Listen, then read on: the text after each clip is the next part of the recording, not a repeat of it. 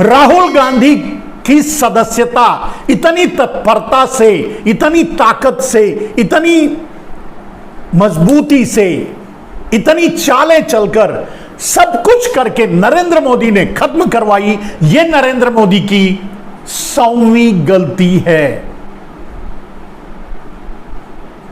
अंतिम गलती है। अब इसके बाद नरेंद्र मोदी चाहे जो भी करें वो एडिशनल होगा, वो एक्स्ट्रा होगा, उसकी सजा अलग से होगी। नरेंद्र मोदी ने अपने लिए अपना भविष्य तय कर लिया है। नरेंद्र मोदी ने देश को बता दिया है कि वो अडानी के साथ खड़े हैं। नरेंद्र मोदी ने देश को बता दिया है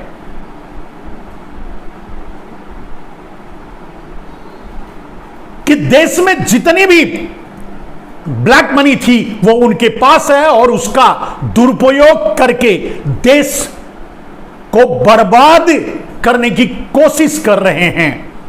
नरेंद्र मोदी ने यह साबित कर दिया है कि वो चोरों के साथ खड़े हैं, वो चोरों के यार हैं, वो अडानियों के यार हैं, वो अंबानियों के यार हैं।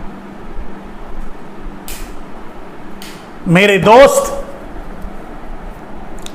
ये सारी लड़ाई, मैंने कहा कि ये सारी लड़ाई अडानी के लिए नहीं है, ये नरेंद्र मोदी लड़ रहे हैं लड़ाई, और अपने लिए लड़ रहे हैं, अपने अस्तित्व को बचाने के लिए लड़ रहे हैं। उस 250 लाख करोड़ को खपाने के लिए लड़ रहे हैं, और खुल करके जिसका इस्तेमाल कर रहे थे, अब उसके लिए वो खुलकर सामने आ गए हैं। ये लड़ाई कहां जाकर रुकेगी ये तो पता नहीं है।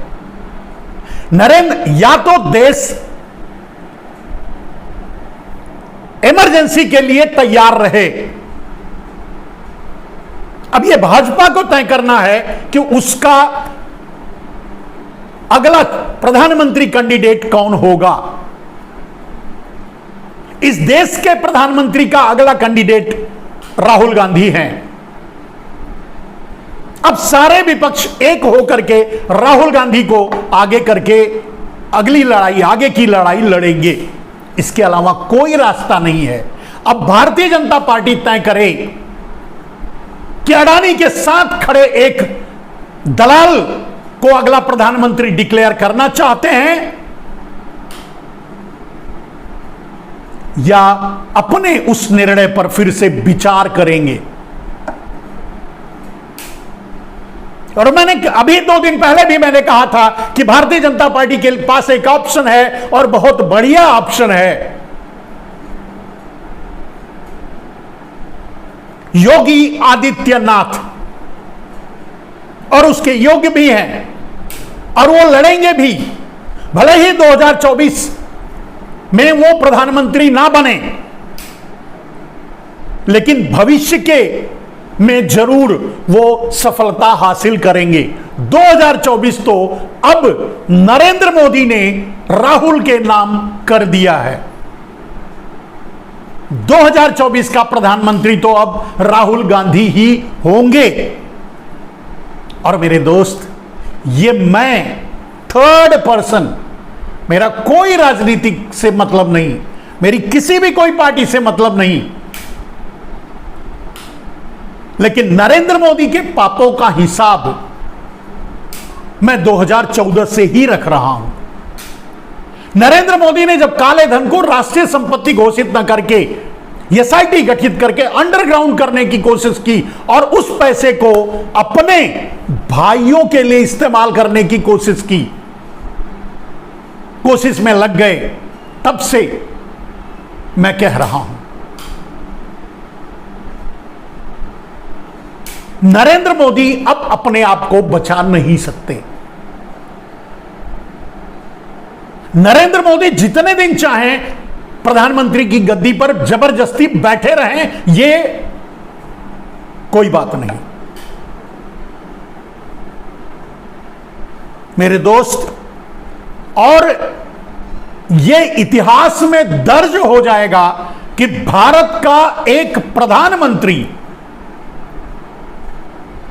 काले धन के लिए एक काले चोर के साथ खड़े होकर अपनी कुर्सी गंवा दी थी, अपनी जिम्मेदारियों से मुंह मोड़ लिया था, अपनी जनता को धोखा दिया था।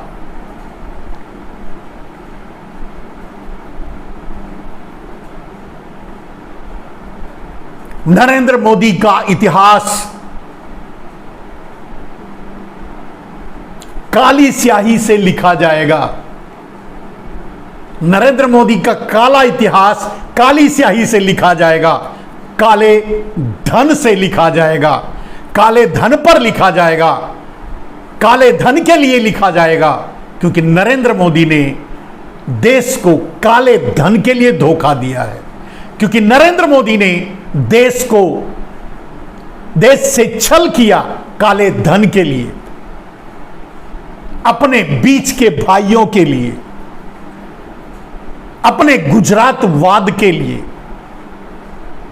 अपने एक घृणित मिशन के लिए, अपनी एक घृणित सोच के लिए।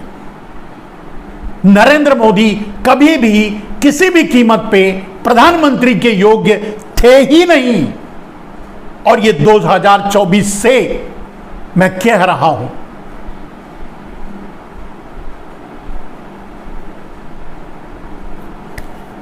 मेरे दोस्त, आज बहुत कुछ मेरे पास कहने के लिए नहीं है, सारी बातें मैं हमेशा आपको बताता रहा हूं, लेकिन नरेंद्र मोदी काले धन में इतना डूब चुके हैं, काले पैसे के चक्कर में इतना डूब चुके हैं, काले पैसे के चक्कर में इस हद तक गिर चुके हैं कि वो कुछ भी कर सकते हैं, किसी के साथ भी कर सकते हैं। नरेंद्र मोदी जाएंगे, लेकिन इस देश का बहुत कुछ बिगाड़ कर जाएंगे। इस देश को गर्त में डाल के जाएंगे।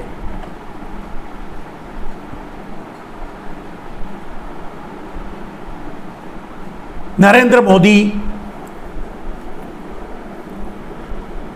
अगर ये सोच रहे हैं कि कल से अडानी का मुद्दा खत्म हो गया,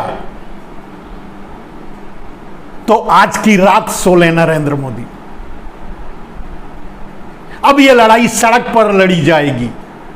मैं बहुत पहले ही डिक्लेयर कर चुका हूं कि राहुल गांधी बहुत जल्द दूसरी यात्रा शुरू करने वाले हैं और करेंगे, और अब तो मुद्दा दे दिया नरेंद्र मोदी ने खुद। अब राहुल गांधी सांसद नहीं है, अब उनके ऊपर वो जिम्मेदारी नहीं है, अब वो खुलकर मैदान में आएंगे। राहुल गांधी को नरेंद्र मोदी अगर गिरफ्तार करवा करके जेल में भी रख देते हैं, तब भी राहुल गांधी जेल से चुनाव जीतेंगे और जेल से प्रधानमंत्री बनेंगे। यह मेरी ब्रह्मवाणी है, और इस रिकॉर्डिंग को आप रख लीजिए, सेव कर लीजिए, जहां चाहे वहां पहुंचाइए, चैलेंज कीजिए, यह होकर रहेगा।